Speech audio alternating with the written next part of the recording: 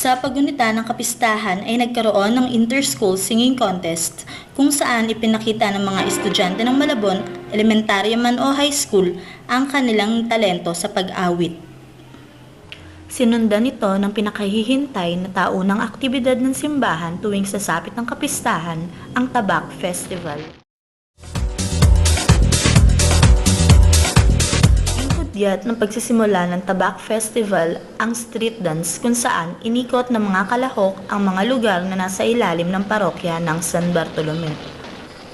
Ang Tabak Festival ay paraan ng pagbibigay pugay at pagpapakita ng buhay, gawa at maging ng kamatayan ni San Bartolome sa pamamagitan ng pagsayaw. Hindi rin mawawala ang mga tiyanggian tuwing piyesta, kung saan makabibili ng mga pagkain, laruan at maging ng tabak na simbolo ni San Bartolome.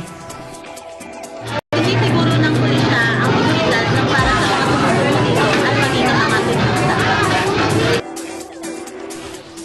At gaya ng nakasanayan, nagtapos ang piyesta sa pagdiriwang ng banal na misa na dinaluhan ng mga deboto ni San Bartolome.